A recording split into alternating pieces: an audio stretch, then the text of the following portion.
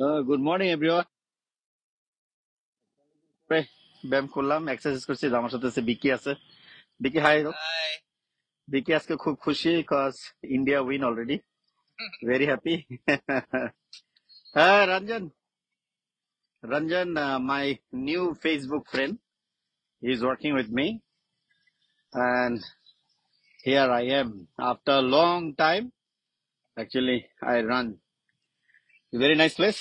You can see guys, nobody here, so really Enjoying my whole enjoying freedom. my seriously, after a long time I do the exercise, trust me. So Vivek is from India. Ranjan Kumar Rajiv, he also from India, and I'm from Bangladesh. And you all together watched the game uh, last night, right? Not tonight, last night, right? So খুব ভালো লাগছে আসলে যারা যারা বাংলাদেশের খেলা দেখে আসলে মানে আমার মতো যারা মন খারাপ করছেন তাদের উদ্দেশ্যে বলতেছি, মন খারাপ করার কিছুই নাই। বাংলাদেশের তুলনায় ইন্ডিয়া অনেক ভালো টিম। বাংলাদেশকে ইন্ডিয়ার এই পজিশনে যেতে হলে আরো অনেক কাঠগোড়া পের হয়ে পরে পরবর্তীতে ইন্ডিয়াকে ইন্ডিয়ার মতো আসলে হতে হলে বাংলাদেশকে অনেক বেশি মানে প্র্যাকটিস, রাইট, প্র্যাকটিস করতে হবে। আর কথায় না বড় হয়ে কাজে বড় হতে হবে। বাংলাদেশের জার্সি সুন্দর হয়েছে, এর জন্য বাংলাদেশে তোলপাড় হয়ে গেছে। জার্সি সুন্দর হয়েছে চ্যাম্পিয়ন্স ট্রফিতে। ইভেন আমিও মানে অনেক চেষ্টা করছিলাম যে বাংলাদেশ থেকে একটা জার্সি আনানোর চেষ্টা করছিলাম, কিন্তু কোরিয়ার সার্ভিসের প্রাইস খুব এক্সপেন্সিভ। তো ভালো হয়েছে, আল্লাহ যা করে ভালোর জন্যই করে। কারণ আমি যে জার্সিটা আনতে চাইছিলাম বাংলাদেশের, সেটা হচ্ছে প্লেয়ার প্লেয়ার এডিশন বিসিবির, মানে ঠিক আছে, ওটার প্রাইস পড়তো বাংলা টাকা 1400 টাকা, বাট এটা আনার জন্য কষ্ট হইতো ডিএইচএল এ প্রায় 6400 টাকা। তো সব মিলে প্রায় 7-8 হাজার টাকা পড়তো একটা জার্সি। তো এর জন্য আমার আব্বু আপনরে আসলে ধন্যবাদ। আমার আব্বু আপন বলছে, মামা দরকার নাই, বাংলাদেশের যে পরিস্থিতি ক্রিকেট খেলার, সেখানে প্রথম ম্যাচ হারলে দেখবা প্রাইজের দাম আসলে কমে যাবে। তো যাই হোক, নিজের দেশ, আবেগ দিয়ে তো আসলে কাজ হয় না। যারা ভালো খেলে তারাই জিতবে। আর ইন্ডিয়া খুব ভালো টিম, খুবই ভালো team, they are the best team in the whole world, এটা সবাই জানে। সেখানে বাংলাদেশের ছেলেরা আসলে এই যে 25-30 বছর পর যে খেলা প্রদর্শিত করছে আমাদের, আসলে আমরা হতাশ। কিন্তু তারপরে আমরা বাংলাদেশিরা সবসময় বলি একটুর জন্য আসলে আমরা পারলাম না, আর একটু হলে আমরা জিততাম। আসলে এগুলো সারা জীবন এভাবে যেতে হবে।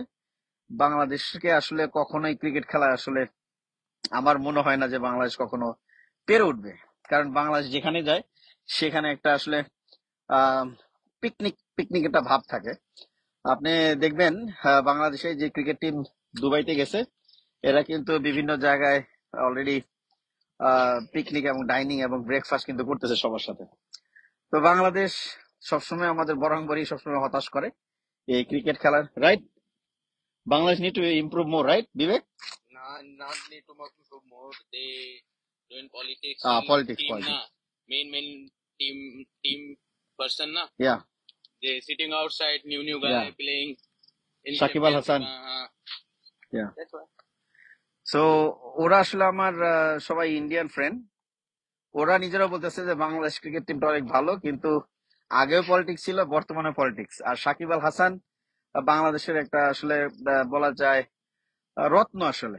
তো এই ছেলেটা বা এই ভদ্রলোক এই চ্যাম্পিয়ন্স ট্রফির জন্য he was do the things, you remember the time out with the Sri Lanka, right? Because of this purpose to qualify in the champions trophy, and now everybody have forget already to Shakib Al Hasan, right? But anyway, Bangladesh যখন হয়তো ভালো খেলবে তখন হয়তো আমাদের ছেলে মেয়ে দেখতে পারে, কিন্তু আমরা দেখবো কিন্তু আমাদের জীবন দেশে সেটা আমরা জানি না। আমরা সবসময় আসলে অনেক আহ উচ্চ আকাঙ্ক্ষা নিয়ে বসে থাকি যে বাংলাদেশ আজকে ভালো খেলবে, আজকে জিতবে, কিন্তু ওই আশ আর আফসোস ছাড়া আর কিছুই পাই না। এই যে আজকে বিদেশে যখন কাজ করি, তারপরে কিন্তু কাজের ফাঁকে আসলে মানে অনেক কিছু মেনটেন করে চলতে হয়। তার মধ্যে কিন্তু ক্রিকেট খেলাটা দেখছি, স্কোর কত, ভাই কি অবস্থা, মানে পাশে যে কাজ করে বা যে যে আর একটু মানে নিম্নমানের কাজ করে সেও আইসা, তারপর মোবাইল নাই, সে আইসা বলতেছে ভাই খেলার কি অবস্থা। তো এই জিনিসগুলো হয় আমাদের সাথে, এবং দিন শেষে আমরা শুধু আফসোসই করি। বাংলাদেশের যেই captain, the world best captain Bangladesh, Najmul Hasan Shanto, he is one of the best captain in the world, because when he was going to perform in the field, that time he's making duck and 1 2 3 4 like this telephone number. And পক্ষান্তরে যে আমাদের মুশফিকুর রহিম আছে, উনি তো আসলে অনেক অভিজ্ঞ, কিন্তু সেও যখন গেছে যায় কিন্তু একটা ডাব্বা মেরে আসছে। আসলে বাংলাদেশের ধৈর্য কম, ধৈর্য কম। ওই যে ছেলে সুন্দর, ছেলে সুন্দর, অনেক সুদর্শন, কিন্তু ছেলে আমি মানে কাজ করে না, কর্মঠ না, সেই ছেলে আসলে সমাজের কোনো কাজে আসে না। সেম বাংলাদেশের ক্রিকেট টিম এরকম আর লোকজন আছে, ওই জার্সি সুন্দর, কিন্তু জার্সি তো আর খেলবে না, খেলতে হবে আমাদের বাংলাদেশের ছেলেদেরকে। তো ওনারা আমাদের থেকে অনেক খুব সিনিয়র মানুষ, ওনারা আমার থেকে খুব ভালো বোঝে, কারণ একটা জিনিস স্বীকার করতে হবে, ওনারা যে কাজটা করে সেটা কোনো মানে সহজ কাজ না, কঠিন কাজ। কিন্তু ভাই 25 বছর 20 বছর একই জিনিস পারফর্ম করার পরে ওই 50 ওভার ফিল্ডিং কাটবেন, আর ব্যাট করবেন মাত্র 4 বল বা 5 বল, আর ডাব্বা মেরে আসবেন, এই ধরনের খেলা আসলে দরকার নাই। আচ্ছা দেখ, দু একটা কমেন্টস পড়ি এখানে। রুহুল আমিন, হ্যালো ভাই, কেমন আছেন? আলহামদুলিল্লাহ ভালো আছি। ফখরুল আলম পিঙ্কু, ও মালয়েশিয়াতে ছিল, আমার খুব ভালো বন্ধু, সে এখন বাংলাদেশে আছে, বিয়ে করছে, কনগ্রাচুলেশন পিঙ্কু। সুরাইয়া সোহাগ, আমার ওয়াইফ আছে। আসসালামু আলাইকুম। আসসালামু আলাইকুম। মোটামুটি অনেকে আছে। আর দেলোয়ার খান, হ্যালো দেলোয়ার খান, সবাই আসলে যারা ছিল তাদেরকে বলে দিলাম। আর আজকে অনেকদিন পরে ব্যায়াম করলাম, অবস্থা খুবই নাজুক, এই দেখেন বইসা পড়ছি। অনেকগুলা ল্যাব আর কি পার করছি, প্রায় 13টা 14টা ল্যাব দিছি আর কি। তো ভালো লাগতেছে আসলে, অনেকদিন পর, বেশ কিছুদিন পর একদম ঘামে হয়ে গেছি, দেখতেছেন আপনারা। আর বাংলাদেশের টিমটা হয়ে গেছে হেনার মতো, যে হেনা, চাচা হেনা কোথায়? আর বাংলাদেশের মানুষ বলে বাংলাদেশ জিতবে কবে, কবে জিতবে চাচা, বাংলাদেশ কবে জিতবে চাচা। আসলে এই হাসিটা সুখের না, কষ্টের হাসি। কারণ আমাদের ছোট ছোট বাচ্চারা দেখা যাচ্ছে অনেকে না না ঘুমায় আসলে খেলা দিতেছে, কিন্তু দিন শেষে যায় দেখে ডাব্বা। একজন বলতেছে যে বাংলাদেশের অ্যান্ড্রু রাসেল হইতেছে আপনার মানে আমি বলি, আমি জানি না অন্যকে বলে কিনা, জাকির হাসান অনিক, জাকির আলী অনিক, সে কিনা সে 114 বলে সম্ভবত 68 রান করছে। আমার মনে হয় না তার কন্ট্রিবিউশনটা আসলে বেশি ইম্পর্টেন্ট ছিল, কিন্তু যখন তার হাত খুলে মারার কথা ছিল তখন সে আউট হয়ে গেছে, এটা তার ব্যাড লাক। তো এরকম সবাই যদি একটু কন্ট্রিবিউশনটা দিত তার আর ভালো লাগতো। সাইফুল, আমাদের ক্যাপ্টেনের কথা কিছু বলেন ভাই। ক্যাপ্টেন সে তো আসলে বাংলাদেশের ক্যাপ্টেন, সে একজন রিকি পয়েন্টিং, সে একজন অ্যাডাম গিলক্রিস্ট, সে একজন রোহিত শর্মা, সে একজন উইলিয়ামসন, সে একজন পাকিস্তানের কে আছে, পাকিস্তান ভালো লাগে না আমার, পাকিস্তানের কথা নাম বলে লাভ নেই। তারপরে আছে কে, এখন বলতে পারেন পাকিস্তান কেন ভালো লাগে না। পাকিস্তান যারা আমাদের দেশের সাথে 1970 সালে যে সব ধরনের অপকর্ম গুলা করছে, তাদের নাম শুনলে আমার ঘৃণা লাগে, পাকিস্তানের কথা নাম না শুনলে। কারণ আমার বাংলাদেশি জাতি, বাংলাদেশকে যে স্বাধীনতা দিছে তার জন্য ইন্ডিয়ার অবদান মানে কখনোই অনস্বীকার্য, অস্বীকার করা যাবে না। পাকিস্তানের কথাটা আমার মুখ দিয়ে আমি বলতে যাচ্ছি না, কারণ পাকিস্তানিরা তখনও হানাদার ছিল, এখনো হানাদার।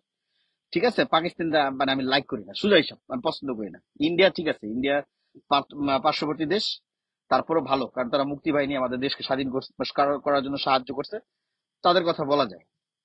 এই তারপর আর কি আছে, প্যাট কমিন্স আছে অস্ট্রেলিয়ান, এগুলো সব যারা যারা আছে ক্যাপ্টেন, এগুলো সবাই মিক্স করার পরে যে ক্যাপ্টেন হবে সেটা হইতেছে কে, আমাদের লর্ড ক্যাপ্টেন শান্ত, ডাব্বা মারা ক্যাপ্টেন। ওরে ইমিডিয়েট এই ক্যাপ্টেন্সিতে বাদ দিয়া, ওরে কে বলছে ওই এক ক্যাপ্টেন্সি করতে গেছে, ওই খেলে 4 বল আর ফিল্ডিং করে 50 ওভার। খুব হাসির বিষয়। আরে ফিল্ডিং যদি করতে তাহলে অনেক দিনের ব্যাটিং করা, ওরা ফিল্ডিং করাই হয়ে যায়, সুপার সাবস্টিটিউট দিয়ে যায়, রাইট? হ্যাঁ সাইফুল, তুমি কি বলো সাইফুল? খারাপ লাগছে ভাই, খারাপ লাগছে, আসলে খারাপ লাগছে, এইটা কখনো মানানো যায় না। বাংলাদেশের টিম এত সুন্দর, এত কিছু, এত অর্থ, এত কিছু ব্যয় কইরা এই টেলিফোন নাম্বার দেখার আসলে কোনো ইচ্ছা আমাদের নাই, কারণ সময় সবকিছু ক্ষেপণ কইরা, কারণ আমাদের সময়ের খুব মূল্য আছে। হয়তো বাংলাদেশে যারা থাকে তাদের হয়তো বা লেখাপড়া শেষ হওয়ার পরে তারা একটু সময় পায়, কিন্তু আমরা তো কাজ করে আসলে সময় পাই না। আমরা ইন্ডিয়ান যারা আছি, মানে ইন্ডিয়ান যারা ফ্রেন্ড আছে আমার, এবং আমি বাংলাদেশে, আমরা কিন্তু একসাথে বৈশা খেলা দিচ্ছি, একসাথে। একটা মজার কথা বলি, আসেন একটা মজার কথা বলি। দুই বাংলাদেশি, আমার যে ইন্ডিয়ান যে ফ্রেন্ডস আছে বা কলিগ আছে, ওরা জিজ্ঞাসা করে যদি ইন্ডিয়া বাংলাদেশের খেলা হয়, কথাটা খুব খুব মনোযোগ শুনবেন, যদি বলছে ইন্ডিয়া বাংলাদেশের খেলা যদি হয়, তাহলে তুমি কোন দলে সাপোর্ট করবা, তখন বলছে যে আমি ইয়া করবো, বাংলাদেশে সাপোর্ট করবো। এটা স্বাভাবিক, কারণ আমার মাতৃভূমি, আমার জন্মভূমি, অবশ্যই আমি বাংলাদেশকে সাপোর্ট করবো। এখন ওই ভদ্রলোক আবার জিজ্ঞাসা করছে যদি বাংলাদেশ পাকিস্তান খেলা হয় তুমি কার সাপোর্ট করবা, বলতেছে বাংলাদেশ তো ভালো টিম না, তবে দেশ তো দেশকে সাপোর্ট করবো, কিন্তু পাকিস্তান জিতবো। তো এরা কি বাংলাদেশি না পাকিস্তানি বংশধর, আসলে আমার মাথায় আসে না। কথা বুঝতে পারছেন? আর যেসব মানে যেসব এই যে কি বলে নাইটটার চ্যাটেরা, যারা কয় যে পাকিস্তান মুসলমান কান্ট্রি, বাংলাদেশ মুসলমান কান্ট্রি, আমরা মুসলমানরা সাপোর্ট করব, ওরা আসলে ওদের বাপ দাদা 14 গোষ্ঠী আছে পাকিস্তানি। যার কারণে 1970 সালে যে আমাদের মা বোনদেরকে কিভাবে নির্যাতিত করছে, এইগুলার সন্তান হয়েছে এগুলা। যার কারণে পাকিস্তানকে মুসলমান কয়। কোন মুসলমান দেশ কখনো কোনো মুসলমানের মা বোনদেরকে পাশবিক অত্যাচার করতে পারে না। তো এর জন্য যারা এই পাকিস্তান পাকিস্তান করে তাদেরকে একটা দিয়ে দিলাম ছোট করে। আর যেটা যাদের ব্যক্তিগত বিষয়, আপনার পাকিস্তান করবেন না কারণ সেটা আমার বিষয়, কিন্তু মানে আপনার বিষয়, আমার পছন্দ না। তো যাই হোক, কি লিখছে সাইফুল? সাইফুল লিখছে লাড্ডু মারানি। সরি গাইস, লাড্ডু মারানির পুতেরে মনের উপরে খেলেনি মানের। আমি আসলে তোমার মনের মতো খেলে নেই ভাই, কিছু একটা বলছে বুঝি নাই। পরে এমডি জহিরুল ইসলাম, উনি লিখতেছে সাইফুল আমার জীবনের সবচাইতে বড় ক্ষতি না ঘুমায়া খেলা দেখা। দেখেন এই যে আমার একটা ভাই, এদিকে কিন্তু একজন প্রবাসী, উনিও বলতেছে যে আমি আমার রাতের ঘুম রে হারাম কইরা আমি কাজ ফাঁকি দিয়া, কাজ বাদ দিয়ে আমি কিন্তু খেলা দিচ্ছি, কিন্তু লাস্টে কি দেখছি, ওই যে উফ আহ, আজকে পারিনি, সামনের চ্যাম্পিয়নশিপে আমরা বাংলাদেশ ইনশাল্লাহ কিছু একটা কইরা দেখাবো, ওই যে মূলা, সাদা মূলা দিয়ে দে। আর আমি বাইতে গেছি ভাই, যে আমার যে জার্সির আনার কথা ছিল আমার আব্বা জানরে দিয়া, আপনরে দিয়া, আমার বাবাই কইছে যে বাবা দরকার নেই মামা, তুমি নিও না। এর জন্য বাইচে গেছি, না তো আমার 7,000 টাকা এখন কি বলতে যে ওই যে ওইটা মারা খাই যেতাম আর কি। তারপর হচ্ছে আনোয়ার হুসেন, আনোয়ার হোসেন, ধন্যবাদ সবাইকে যারা এই লাইভে জয়েন করেছেন এবং দেখছেন, ধন্যবাদ সবাইকে। কিন্তু আসলে সর্বোপরি বাংলাদেশের যে পাপন সাহেব যখন ছিল তখনও যে অবস্থা বাংলাদেশ ক্রিকেটের, এখন বর্তমানে যারা আছে তখনও বাংলাদেশের ক্রিকেটের একই অবস্থা। আপনি এনসিএল বলেন, আপনি বাংলাদেশ প্রিমিয়ার লিগ বলেন, আপনি ডিপিএল বলেন, ঢাকা প্রিমিয়ার বা ডিভিশন যে পর্যায়ে যেসব খেলাগুলো আছে, first division, second division, third division, সবগুলাই বুলশিট। কারণ দিন শেষে এরা শুধু টাকার জন্য খেলে, ফিক্সিং গেম খেলে, নিজেরা শুধু ওই যে উপার্জন করে সংসারটা চালায়। এখানে কোনো ধরনের প্রতিভার বা কোনো ধরনের ভালো খেলার কোনো মূল্যায়ন করা হয় না। কারণ বাংলাদেশের যেই যেই এই ধরনের ন্যাস্টি পলিটিক্স, বাংলাদেশটার ক্রিকেটটা এবং বাংলাদেশটার দেশটা শেষ। আমরা যদি আজকে এই জিনিসগুলো না করে দেশের জন্য কাজ করতাম, টাকা উপার্জন করতাম, যে আমরা কামলা দিই, দেশে টাকা পাঠাই, আবার খেলা দেখি, আবার খেলা দেখে আপসেট হই, আবার এসে কি করি, বক বক বক বক করে মনের মানে কষ্টটা দূর করি আপনাদের সাথে। তো যাই হোক, যারা যারা আমার কথাগুলো শুনলেন তারা মন খারাপ করবেন না, এটা মনের একটা কষ্ট বলে দিলাম। আর পাকিস্তানিদের জন্য এই কথা বললাম, আজকে হচ্ছে মহান 21শে ফেব্রুয়ারি, এই ভাষা আন্দোলনের মাসে বাংলাদেশের রফিক শফিক জব্বার এবং নাম না জানাও অনেকে কিন্তু আমাদের এক্সকিউজ মি ভাষার জন্য যুদ্ধ করছে, রক্ত দিছে ঢাকা মেডিকেল কলেজের সামনে। তো আজকে হচ্ছে সেই রাত, 21শে ফেব্রুয়ারি, তাদেরকে আসলে শ্রদ্ধাভরে আসলে স্মরণ করছি, যাদের কারণে আজকে এই ভাষায় কথা বলতে পারতেছি, বাংলা ভাষায় মাকে ডাকতে পারছি, বাংলাদেশকে বাংলা ভাষাকে সম্মানার্থে যে বা আন্তর্জাতিক ভাবে আজকে কিন্তু ভাষা মাতৃভাষা দিবস।